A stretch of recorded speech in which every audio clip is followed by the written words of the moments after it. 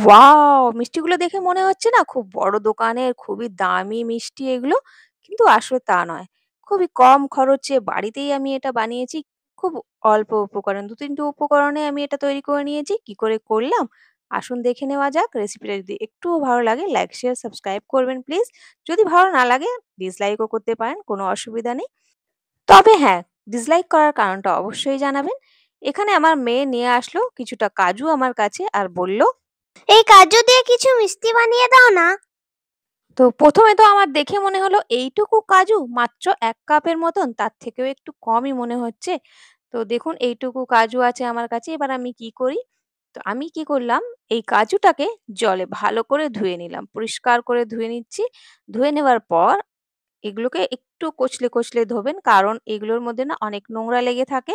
এমনি যেখানে সেখানে রাখা থাকে তো সেইজন্য। তো এগুলোকে পরিষ্কার করে ধুয়ে নেওয়ার পর আমি এটা ১০-১৫ মিনিট বা ০.৫ ঘন্টার মতন এটাকে একটু ভিজিয়ে রাখছি। তো ব্যাস জল দিয়ে এটাকে সাইডে রেখে দিলাম। এবার যেহেতু কাজুর পরিমাণটা অনেক কম, এটা দিয়ে সেরকম বেশি মিষ্টি বানানো যাবে না, খুবই অল্প হবে।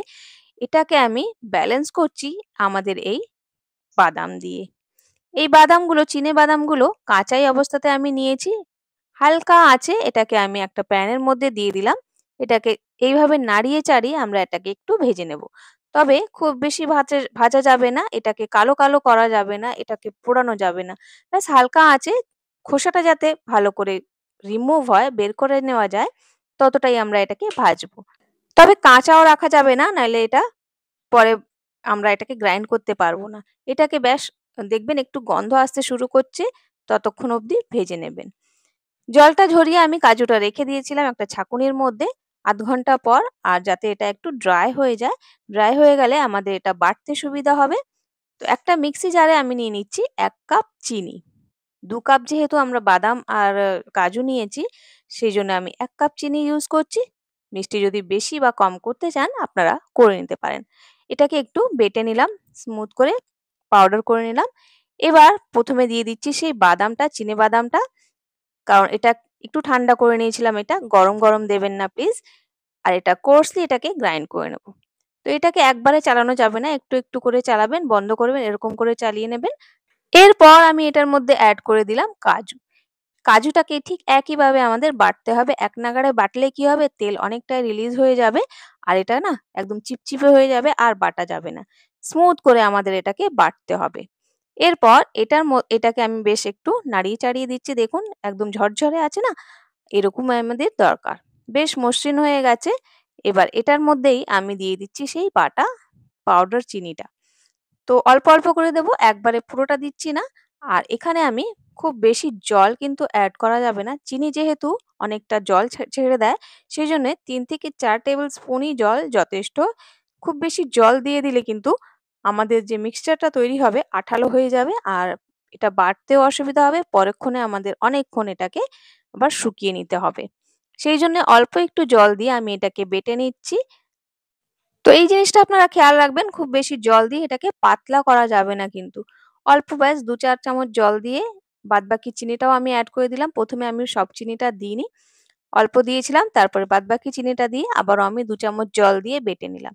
কনসিস্টেন্সিটা দেখুন এরকমভাবে একদম পেস্টের মতন তৈরি হয়ে গেছে। এর বেশি আর আমাদের এটাকে বাটার দরকার নেই। একটা প্যানে আমি দিয়ে দিচ্ছি ১/২ চা চামচের মতন ঘি। ঘিটা আমি এই কারণেই দিচ্ছি যাতে প্যানটা আমাদের ননস্টিক নয়, এটা একেবারে লেগে না যায় সেইজন্য। তো এরকমভাবে আমি এবার মিক্সি জার থেকে মিক্সচারটা এভাবে বের করে নিয়ে নিচ্ছি।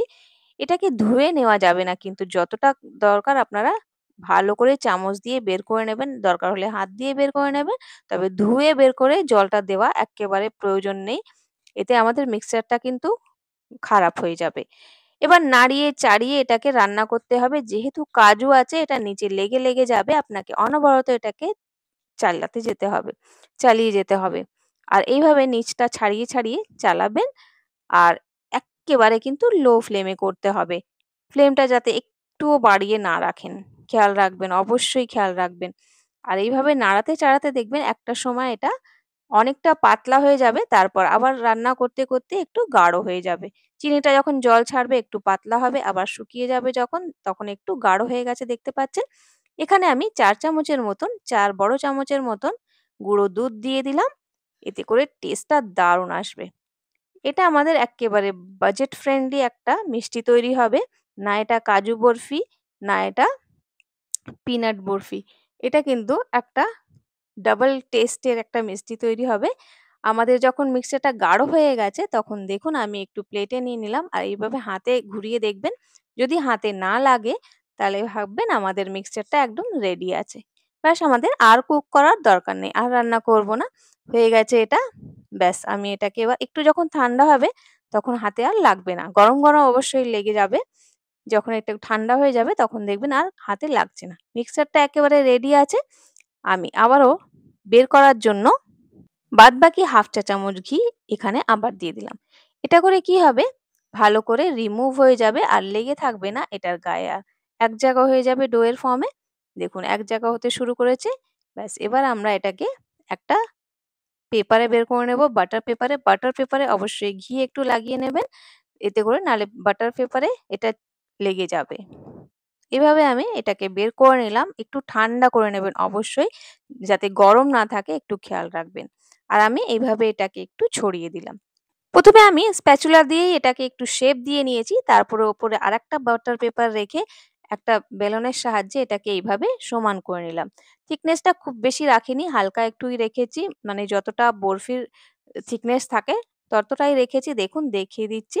এর বেশি রাখলে পরে ভালো লাগবে না। সেইজন্যে আমি এরকম পাতলাই রেখেছি যাতে এক্কেবারে দোকানের মতন মনে হয়। এবার আমি আরেকটা জিনিস এখানে ইউজ করছি সেটা হচ্ছে আমাদের রূপোর যে তবকগুলো পাওয়া যায় না? সিলভার ওয়ার্ক সেটা। এটা অপশনাল আছে আপনারা চাইলে লাগাতে পারেন, না চাইলে আপনারা বাদও দিতে পারেন। কোনো অসুবিধা নেই, থাকলে দেবেন। এটা খুব বেশি দাম নয় তবে লাগিয়ে দিলে কি হবে একেবারে দোকানের মতন মনে হবে। কাউকে যদি দেন তাহলে মনে হবে একেবারে দোকান থেকে এনে দেওয়া। আর দেখুন আমাদের তৈরি হয়ে গেছে কাজু বরফির মতন বরফি। আর দারুণ হয়েছিল খেতে। এক্কেবারে মনে হলো না যে এটা আমি পুরোটা কাজু দিয়ে বানাইনি। তো ব্যাস একটু রোজ পেটাল দিয়ে একটু গোলাপের পাপড়িগুলো দিয়ে সাজিয়ে নিয়েছি। দারুণ লাগছে না দেখতে? একেবারে মনে হচ্ছে কোনো দোকান থেকে কিনে আনা। খেতেও কিন্তু অসাধারণ। একবার ট্রাই করবেন, ভালো লাগলে লাইক, শেয়ার, সাবস্ক্রাইব করতে পারেন আমার চ্যানেলকে। বাই।